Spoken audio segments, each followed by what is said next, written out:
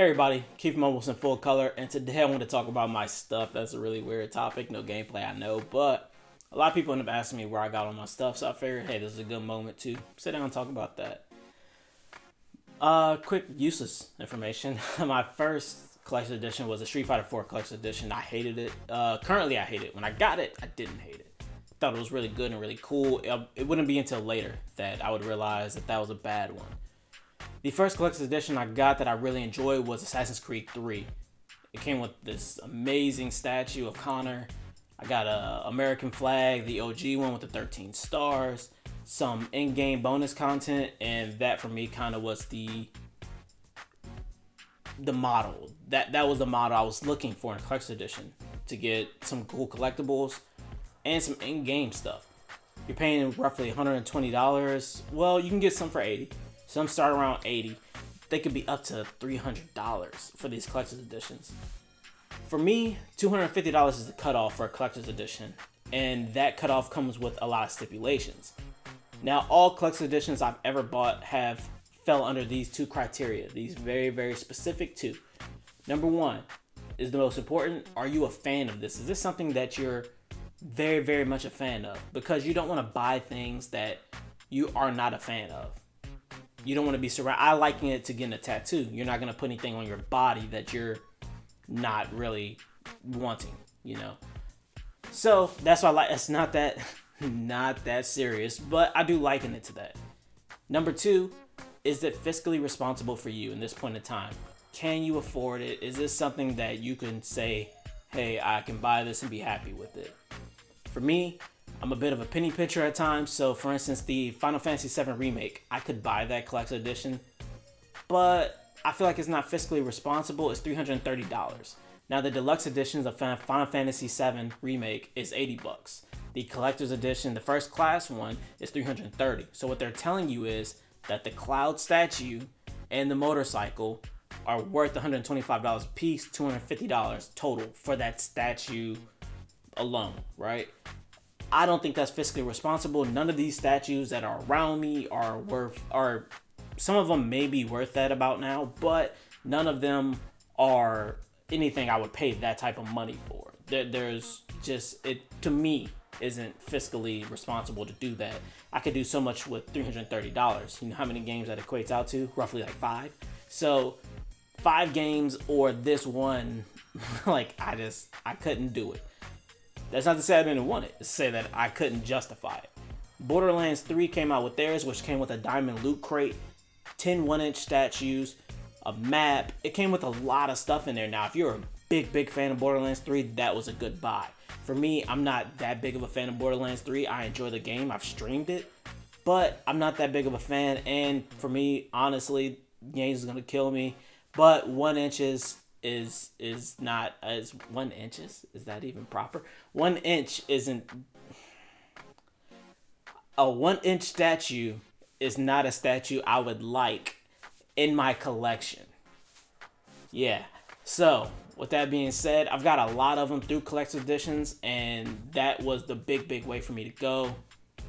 As you see, we got the Uncharted 4, we got the Horizon Zero Dawn, we got Assassin's Creed Black Flag up there. Now that Sabo I got in New York, that was at a store in which they sold a bunch of statues. You can find a lot of these. However, I think the most effective way to get some of these things are actually through cons.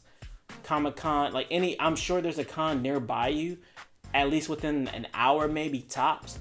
But they do have a lot of statues that are sold at reasonable prices. Anywhere between $20 and $40, I would say, is a really reasonable price for roughly a 6-inch statue. And I've got a lot in here that are bigger than 6 inches, but they didn't cost that much. Some of these were also gifts as well. I've got them from that. Now, there is a limited time run for some of these. So some of them, hey, they're only going to produce X amount. For instance, the Spider-Man Collector's Edition for the PS4. Those only release limited amount. So that was a very hard thing to come by. I waited too long and I ended up overpaying for it, but I really wanted that statue, so I did it. But that's also something that you got to look out for. If you see a statue and you really want it bad, try to get it early if you know it's going to be a limited run. That's also going to drive up the value of the statue as well if you're into that sort of thing. Speaking of being into those sorts of things, for those who are looking to collect with intention to flip, what you want to track is hype. Is there a lot of hype around it? This is going to work for you one of two ways. One, there's a lot of hype around it and it ends up flopping. Well, it'll be the thing that flopped. It helps, actually. Two, if it's a lot of hyped up around it and it actually does really, really well, well, then you got one of the hottest items in the game. That's the better way. But flops also do generate money somehow, some way. People kind of like the black sheep, if you will. So that could help. Number two thing that you're looking for is how unique is it? Uniqueness is a big key. A lot of people like really, really unique, really, really detailed things. That Horizon Zero Dawn up there is a very, very unique statue. It's a very detailed. It has a lot going on in there. The Kratos statue from God of War has a lot going on with it. So they're very unique in the sense that they're very highly detailed, and not a lot of statues have a lot of detail. The third thing that you want to look for if you're looking for something to flip is how limited of a run is it? How easy is it to get this? The Borderlands 3 Collector's Edition, they made more of them. They also are not numbered. If there's a number on it, 1 of 300, 1 of 200, and you know it's a part of that first batch, value goes up.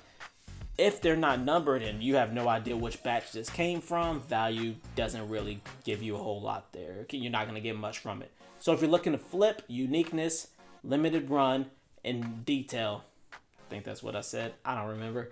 We're going to keep going because that's not about this. But cons are a great place to find things like that. And not only statues, you can find artwork and clothing there. A lot of stuff you can find at a con. And a lot of these people have cards on them. So if you're not ready to order it just then, you can just find their card, their Instagram page, whatever. Order straight from them when you're ready to do it. So best ways, I think, are to get these statues, these limited editions and all of that. Collector's editions for games, very good way to go. I want you to be a fan of these things and find it fiscally responsible to do such things, though.